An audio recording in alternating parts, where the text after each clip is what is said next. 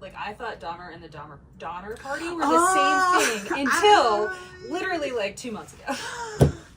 I'm Britt. I use she, her pronouns. And I'm Becca. I use she, her pronouns. And we're here today to talk to you about books. But we're going to talk about true crime books specifically. Yes. So we each have 3 books to tell you about. You want to just like dive right in? Yeah, let's do it. Okay, perfect. Okay, cool. I guess I'll go first. Yes, since you're more prepared. I made notes. I have the sticky note. That totally counts. I just can't read my own handwriting, so. Alright, so the first one I wanted to talk to you about is actually like a graphic novel. And it came out in 2015, but they actually re-released it this year. Okay. Probably because true crime is like very in right now. Oh my gosh, so much stuff, right? Yeah. Yeah. So, it's pretty accessible to read because it's a graphic novel, so it only takes like an hour. But it's not accessible because it's about the Green River Killer. So, like, do you know anything about the Green River Killer? I feel like I've heard, it's like come up when I've like looked at different true crimes things. Yeah. And wasn't it in Washington State? Yes. Yep. Did they catch him recently? In like 2001, so not like super recently, yeah. But like, okay. Mm-hmm. And yeah, I'm assuming it's like most West Coast serial killers that preyed on people out in the wilderness by themselves? No. Oh, yes. Okay. So like, he was convicted for murdering 48 holy balls. Sex workers. Oh. Yeah, so now you can tell where it gets dark. So maybe not for teenagers, this one.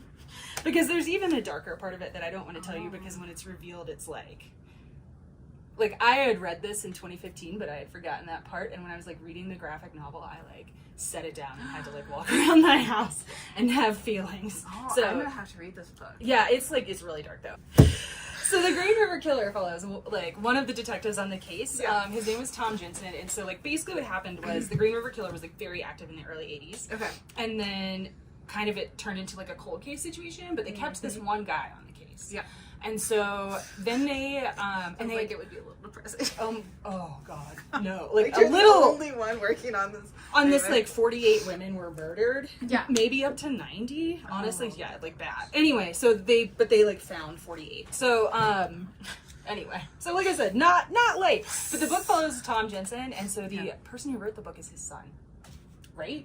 Oh. Yeah, isn't that a cool angle? So fascinating. Yeah. Okay, I'm gonna read that book. Yeah, anyway, so and his name is Jeff Jensen. So it's super like I said, there's a lot, like I'm getting goosebumps. Yeah. It's like super emotional, and it's kind of how I felt when I was reading this one, which I'll talk about. Because same. Yeah, like so very similar. I'll Be Gone in the Dark, also more recent-ish serial killer. Mm-hmm. Anyway.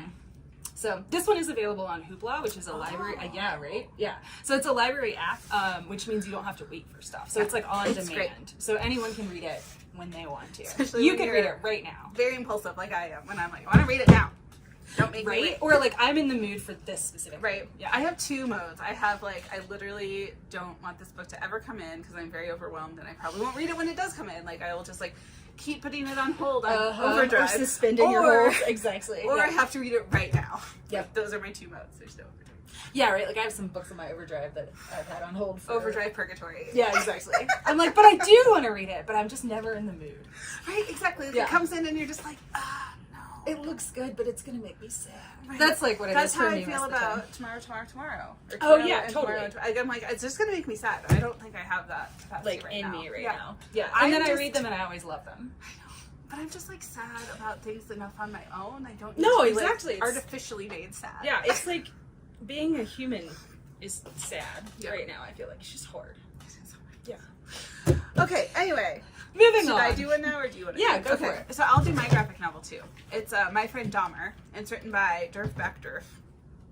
So My Friend Dahmer, it's written by someone who actually went to high school with Jeffrey Dahmer, and so it just talks about his experience going to high school and being friends with Jeffrey Dahmer. I mean, he kind of talks about like it was like there was a friend group that Jeffrey Dahmer associated with sometimes, but even in high school he had a lot going on, and so he talks about like, you know, he often was drunk all day at school, like was an alcoholic even as like a freshman or sophomore, and did some other, just had some other really odd eccentricities.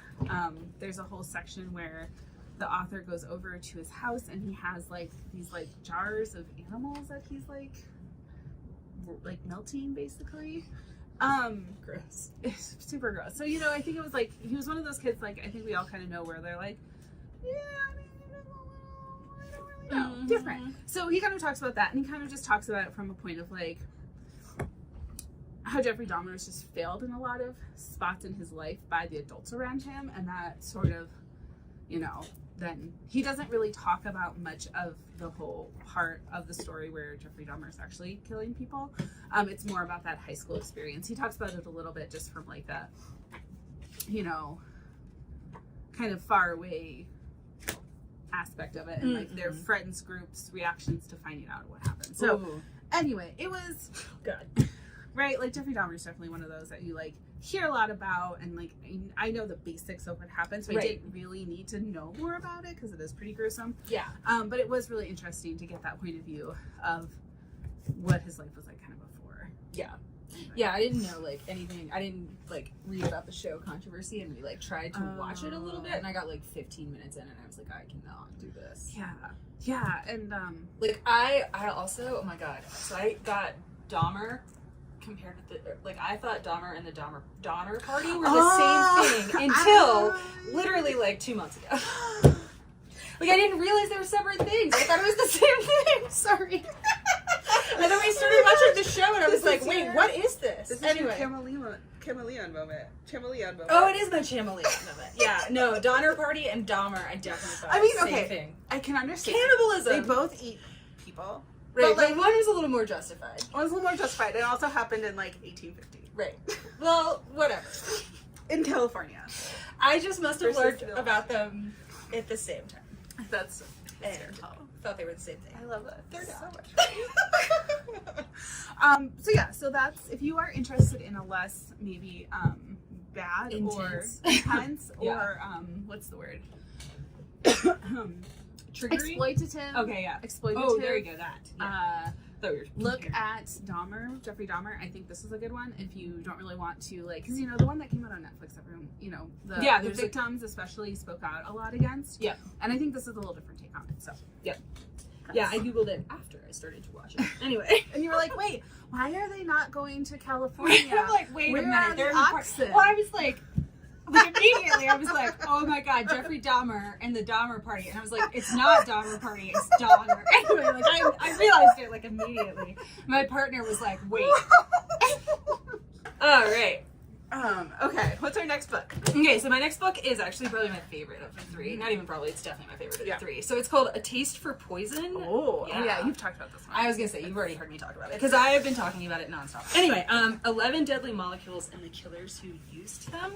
So it's pretty cool. Like, it's by a doctor, Dr. Neil Bradbury. Oh, okay. And so, like, every chapter is structured the same way, and it's structured around one of the chemical, or the molecules. Okay.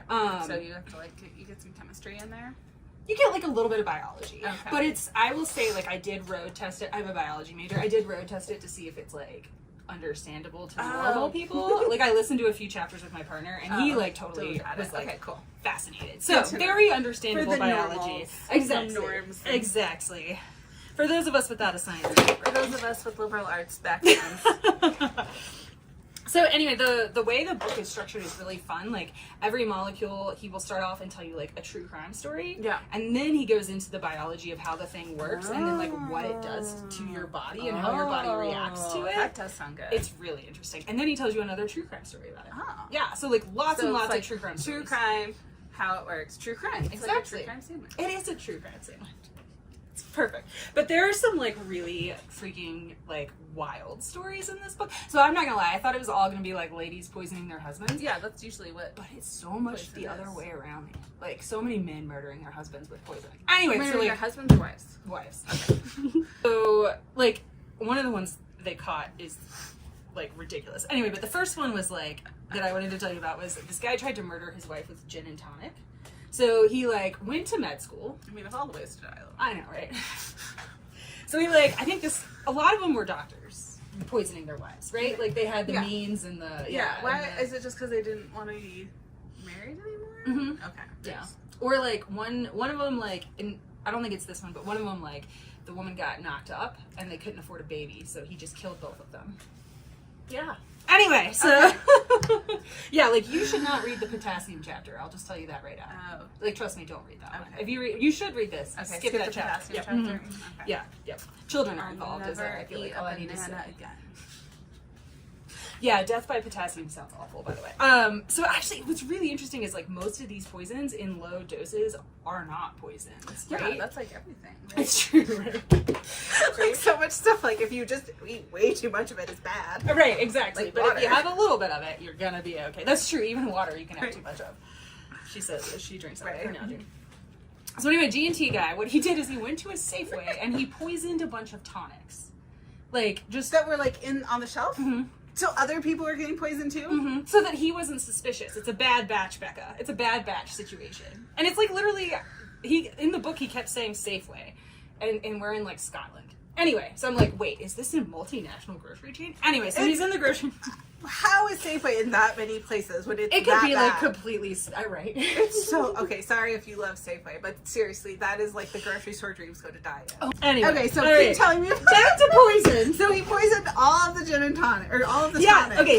So the dude poisons all of the tonic in a Safeway. Okay, and was then- this before there were like safety seals? Yeah. So this was like a while ago, Okay. and so the way he I did guess get caught is like someone did see him. Okay. Like this was also before CCTV and the cameras were everywhere. Yeah. So like someone did like see him, like Screwing. tinkering. Exactly. I feel like that's like a really hard thing to do. Right? Obviously. Well, he didn't do it, obviously, and that's how he got caught. But yeah, he also didn't even manage to murder his wife properly because, like, okay, so part of the reason, so gin and tonics became a thing because people were trying to take quinine or something, the anti-malarial, and so like to make it taste less gross, they would mix it with gin, and so it was like a gin and tonic, and so that's how gin and tonics were born. So this guy at least knew his history. But anyway, his wife started to drink it, and she was like, it's bitter, I don't want it. So she didn't even drink the gin and tonic. So anyway, she lived to tell, like, to see another day. But I do think a couple of people did not. So if your gin and tonic is really bitter, Don't drink it. We all learned something today. The other thing I have to tell you is there was laboratory number 1 in Russia. Like, if you've heard about Russian poisoning. Yeah, right? like it's like all they do. Oh my They're god. like super good at it. Yeah, I didn't realize this stuff was real. Like, for real, someone had like cyanide mist in a little spray gun in a newspaper. That happened, right? And then also a poison tip bullet in like a tiny little pistol in a cigarette case. And then the one that he goes into detail about, which is poisoning via ricin, was a pellet that was injected into a dude's leg via an umbrella. Like some real hardcore espionage. Right, like this is some James Bond. Yeah, like Q literal stuff. James Bond stuff that like happened in real life. And now I know why Vladimir Putin has a taster. Because he does, for the record. Anyway. Yeah. My other like real favorite, one of my favorite anecdotes was like someone poisoned someone else with cyanide. And I don't know if you learned this when you were a kid, like apple seeds have cyanide in them. Yeah, but you have a kid. That's why I don't eat them. Right. I mean, I didn't know. Okay, I'll tell you a fun fact about it in a second. Oh, I think you can. I know someone who literally eats all of the apple. Like, Yeah, eats you the can core. totally do that. So Yeah. I'm sure it's fine. But like, I remember There's cyanide in a lot of stuff. He like Yeah. goes into what cyanide's in, and you're like, Oh, but it's like in order to be poisonous, it has to be activated in a certain way. And da, da, da. So and anyway, like, enough of it. Like you'd have to eat a lot of apple seeds probably Exactly. to get enough cyanide. Blah blah blah. so this guy like murders this lady via cyanide, and then his very smart lawyer, when he was on just ate a trial, lot of apple seeds. he was like, well, she ate a bunch of apple cores, and then the prosecution was like, she would have needed to eat like 7,000 in 2 hours for this to be a lethal amount. Like it was, I made those numbers up, but it was something like that. Yeah. So If you're the prosecuting lawyer, were you just like, yes, exactly, that's like that idiot. right? Like, I'm so glad you're so dumb. Exactly. So this is good on audio. I listened to this. Oh. So if you want to like, yeah. So it's really because every chapter is pretty like distinct. Manageable. Yeah, exactly. And you could just do like true crime story, how it works. True crime. You know what I mean? Like the chapters are themselves sectioned in a like really easy to listen to way. Yeah. But like, he like one of the things like athletes used to take strychnine. Like I said, the strychnine chapter to me I was like, that sounds like the worst one. For what? Because so what it does is it makes your muscles contract. Yeah, so you can see where that could be good for athletes, right? Is that like when they were That's why if you see them like convulsing, that's strychnine. Oh. Like any like poison. Like, I thought you meant athletes. I was like, I don't see athletes completely. No. If you see, like, okay, if you're watching TV and someone is murdered by poison and they're convulsing, strychnine. Yeah. I was gonna say, is that like that one, like, 1903 Olympics marathon where, like, they gave the, like, first runner, like, poison, basically? Was it strychnine? They did. They gave one of, so it might, I don't know about 1903, well, but it was yes. like a really early one, like the St. They were Louis like, marathon or yeah, whatever. They couldn't figure out if what caused him to collapse at the end was the strychnine or the, like, gallon of whiskey he drank. It was something like that. I just remember reading, like, all of the wacky things about that one. And it's like someone, like, actually got in a car and got driven to someplace else on the car. Just wild. Wild. I'm not gonna lie, that is always very tempting, but that's why they have those little checkpoints. Yeah, and little truckers. Yeah, so you can't do that. Anyway. Yeah, no, it's, I don't know, I thought it was really good. Oh, yeah, so the last dude that used strychnine and tested positive for it at the Olympics was in 2016. Dang! Right? What? I know. I was like... There's not better drugs you can take? That's what I was wondering. Maybe you thought they wouldn't test for it? I don't know. But anyway, don't take strychnine, kids. Love Brit. So that's A Taste for Poison, everybody. Anyways, by Dr. Neil Bradbury. You should totally read it, but skip potassium. Okay. All right, I'm gonna talk about my next one. So mine, this is I'll Be Gone in the Dark, and it is also, I would say it's comparable to the first one you talked about, the Green River Killer, and it's about the Golden State Killer, which I'm guessing you've heard about. I have. Right. I, like, listened to the first part of it, and I was like, oh, this is too complex to listen to. Yes, I would. You know what I mean? I could see that. I think I did listen to it, because I'm looking at these pictures, and I'm like, I didn't look at these pictures, now I'm really interested. Anyway. I just kept having to back it up. And then I had to go back to the library. Anyway. So it is about a serial killer in the 70s, 60s, 70s-ish in California. And it took them a while to kind of figure out that it was all the same person because he did move around a lot. And it was an instance where also, too, it wasn't like he was just straight up murdering people. Like, it started kind of as just like break-ins and kind of being a creeper, and then he escalated into murdering. And so he would often break into people's houses while they were asleep, and did a lot, like, murdered a lot of couples, which is kind of like interesting. Unusual. Yeah, like, I feel like a lot of the time just ladies be getting murdered. Yeah. But he would, like, tie up the dude, and then, like, it wasn't like one consistent pattern, so there was lots of stuff that happened, and they go into it more. But then in, like, the 80s, it just stopped. Like, all of his activity stopped, and so it was a cold case. No one's really paying attention to it. And then the author, Michelle McNamara, was kind of a journalist and was getting really invested in, like, true crime. Like, I would say this was probably at the beginning of when true crime, like, got really popular. I feel like this book is one of the reasons true crime got really popular. I agree. Yeah. And I think it was, like, in the really early stages of kind of the, like, internet sleuths, where, like, they would have these message boards and they would talk to each other and share clues and stuff, and, like, right when the internet was really starting to be a place where you could, like, request records and go back and look through old cases. And so I think that's kind of, she was kind of at the beginning of that. And so it's kind of like talking about what she found and also kind of her process. And she talked to some of the detectives who were working on it and read some of the stuff. And, she was looking through all these leads. She didn't actually end up solving the case. She passed away pretty tragically while she was writing the book, and so it was published posthumously. I can't say that word. Yeah. It's my Kindle down. So, but yeah, it was really interesting.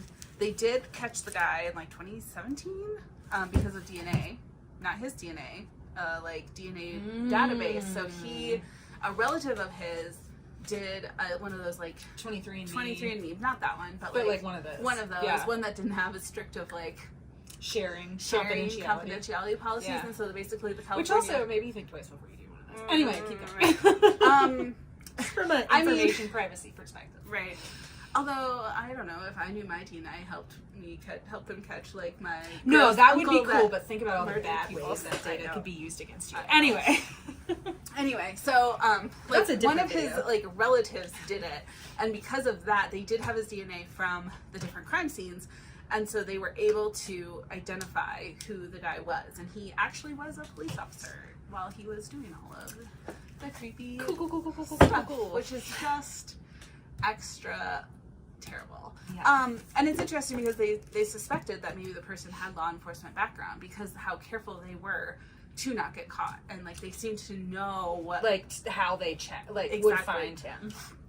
Exactly. So it is really interesting, and really creeped me out for a while in bed at night. So I'm like, I already am prone to thinking murderers are going to break into my house and murder me. Oh yeah. That was a childhood fear of mine. Thanks, Villisca X Murders, if you know that story at all. Okay, so in Iowa, there's a really famous murder story from like the late 1800s, maybe early 1900s. Mm. And basically, there's a town in Villisca, like southwest Iowa, I think. And one day, they woke up and like everyone in this house had been murdered, like axe to the face. Yeah. Situation, and there were some other weird details about it. And they never found the guy. They're never gonna find the guy. Okay. You know, like there's just no way. But they think that he had hid in their attic. Oh. And then at night after they went to sleep, came down and axed them all. Left. Creepy. Super creepy. But as a child, I knew I lived in Iowa and that we never locked the doors at our house. And you could very easily get into our attic. And so I would lay in bed and be like, oh my gosh, there's someone coming to murder me with an axe. Anyway, we had like a big snake that lived in our attic, so I'm like, I dare you, sir. We did not have the protection of the big snake. Anyway, so yeah, so if you kind of want a classic in the genre, which seems crazy about a book that was published in like 2016, but definitely I feel like this is one of those first early ones. Like I said, it was like right at the beginning of right the true crime trend. Yeah. Anyway, and it's helped spawn it, I think. I agree. All right, this book is for actual teenagers. We work with young adults. Sorry, that's not a mistake. So yeah, this was actually written for teenagers. It's called The Borden Murders, Lizzie Borden and the Trial of the Century, which is, oh my god. So when I was listening to the Poison book, like everything's the trial of the century. Like, I think they must this was the trial of the century too. Right? Like, no, not everything can be the trial of the freaking century, okay? You get one per 100 years. Anyway, so, but that's the title of this book. It's by Sarah Miller, and it really is legit, like, very accessible. So, you know, it's nice. It's got nice big print because it's written for teenagers. That is one of my favorite things about YA books. Yeah, I agree. It's nice big print. But yeah, so it's pretty interesting. So, what do you know about Lizzie Borden? I know the song. Yes. The 40 Wax, and that her parents were murdered. Some people think she did it. Some people think she didn't. She wasn't convicted, I don't think. She was not. And so she like got their house and stuff. Most of what I know about her, there's this like ghost hunting podcast. It's not a ghost hunting podcast. It's a podcast by ghost hunters. Yeah. Who just talk about places that are thought to be haunted and their experiences in them. And I find it interesting from a historical perspective. And sometimes when they start talking about how they believe in ghosts, I'm like, Becca out. I find it weirdly fascinating though, because they really believe in it. And they're like, yeah, I got this like frequency on my bloody. Yeah. And they'll like play recordings. They'll be like, did you hear it? I'm like, no. Anyway, I find it weirdly fascinating. Anyway, but they read one about about the house that she lived in after she did or did not murder her parents. Right. Yeah, so that's actually and like she lived quite in a the bit. town. She did. She lived in the town The rest of her life. Yep. So I'm going to talk a little about the rhyme you mentioned. Yeah. So it's on the back. Oh, so, okay. Yeah, Lizzie Borden took an axe, gave her mother 40 whacks. When she saw what she had done, she gave her father 41. And like, so what sucks about the rhyme, because like, I talk about this book in schools, and like the very first thing I do is ask like, what do you know about Lizzie Borden? And like usually one of the kids can come up with this rhyme, right? Like it's famous. But it's kind of akin to like drinking the Kool-Aid as a phrase, right? Because she maybe didn't axe murder her parents, actually. So we both read this book called Cultish, which is also a true crime book, I think. Yeah. Basically. I definitely learned a lot about Jonestown. Oh my god. That I never knew. Oh. Anyway, I didn't realize that so many people were forced. Yeah. I didn't realize that either. Like people were actively murdered. Like, yeah, it wasn't all like suicide. No. So I didn't realize that. So anyway, to say drinking the Kool-Aid is actually because of that a pretty messed up thing. Like it's a pretty messed up expression, and she gets into why in the book. Also, it wasn't Kool-Aid. Right. It was whatever it was. Powerade or something. I forget what it was. Yeah, Flavor it wasn't Aid poor or something. Poor Kool-Aid company. I don't really feel sad for them. Okay, I do feel sad for all the people who were murdered, and somewhat Lizzie Borden, because it's kind of one of those things where, like, so she's famous for axe murdering her parents, but the reason she was not convicted is because, like, they go through the evidence, and there's, like, no evidence. Basically, the evidence was when the cops showed up to finally interview her, also they were mostly all on some day off at the carnivals in the town over, like, when this happened, like, no joke.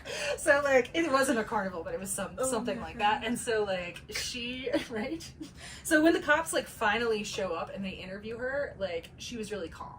And that was, like, their main basis for, like, her demeanor, basically, right? Which, I mean, we've gone into this, but, like, people who are grieving or in extreme emotional straits often don't act how you expect them to. Exactly. It's not like a movie.